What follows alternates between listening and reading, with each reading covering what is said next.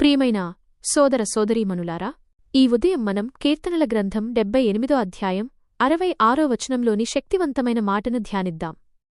ఆయన తన విరోధులను వెనుకకు తరిమికొట్టెను. దేవుని శక్తిని ధ్యానించుట. ఈ వాక్యం మనకు దేవుని యొక్క అద్భుతమైన శక్తిని, ఆయన నిర్ణయాత్మకమైన చర్యను మరియు తన ప్రజల పట్ల ఆయనకు గల నిరంతరమైన ప్రేమను స్పష్టంగా తెలియజేస్తుంది. ఈ కీర్తన ఇశ్రాయేలు చరిత్రలోని గొప్ప సంఘటనలను గుర్తుచేస్తుంది. దేవుడు ఐగుప్తులో వారిని బానిసత్వం నుండి విడిపించినప్పుడు జరిగిన అద్భుతాలు, అరణ్యంలో వారిని నడిపించిన తీరు మరియు చివరికి వారిని వాగ్దాన భూమిలోకి నడిపించిన విధానం గురించి. ఈ ప్రయాణమంతటిలో వారికి అనేక అడ్డంకులు, అనేక సవాళ్లు మరియు శత్రువుల నుండి భయంకరమైన బెదిరింపులు ఎదురయ్యాయి. కాని దేవుడు వారి పక్షాన నిలబడ్డాడు. ఆయనే వారి సైన్యాధిపతి. ఆయనే వారి రక్షకుడు. దేవుడు విజయాన్నిచ్చేవాడు. ఆయన తన విరోధులను వెనుకకు తరిమికొట్టెను అనే మాటలో మనం నేర్చుకోవలసిన ముఖ్య సత్యం ఏమిటంటే, విజయం మన సొంత బలం వల్ల కాదు, అది దేవుని శక్తి వల్ల మాత్రమే సాధ్యమవుతుంది. మన జీవితంలో కూడా అనేక పోరాటాలుంటాయి.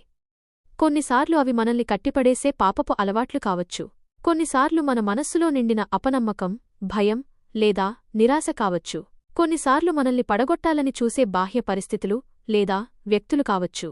ఈ పోరాటాలను చూసి మనం భయపడవలసిన అవసరం లేదు. ఎందుకంటే చరిత్రలో ఇశ్రాయేలీయుల శత్రువులను వెనుకకు తరిమికొట్టిన దేవుడే ఈ రోజు కూడా మన పోరాటాలలో మన పక్షాన ఉన్నాడు. మన విరోధి మనల్ని పడగొట్టాలని చూసినా దేవుడు వారిని వెనుకకు తరిమికొట్టగలడు. ఆయన శక్తి ముందు ఏ అడ్డంకి నిలబడలేదు. ఆయన మనకు కేవలం చిన్నపాటి సహాయం చేయడు, ఆయన మనకు పూర్తి విజయాన్ని ఇస్తాడు. నేటి మన జీవితాలకు వర్తింపు. ఈ రోజు మనం దేవుని శక్తిని నమ్ముదాం. మన కష్టాలు, మన సమస్యలు ఎంత పెద్దవైనా దేవుడు వాటికంటే ఎంతో గొప్పవాడు. మనం చేయవలసిందల్లా కేవలం ఆయనపై నమ్మకముంచడం, ఆయన అడుగుజాడల్లో నడవడం మరియు ఆయనకు లోబడడం. మనం ఆయన చేతుల్లో మన పోరాటాలను అప్పగించినప్పుడు ఆయన మన తరపున పోరాడతాడు, మనకు విజయశాలిగా నిలుస్తాడు. ప్రియమైన వారలారా, మీ జీవితంలో మిమ్మల్ని బాధపెడుతున్నా, భయపెడుతున్నా లేదా అడ్డగిస్తున్న ప్రతి శక్తులను దేవుడు వెనుకకు తరిమికొట్టగలడు.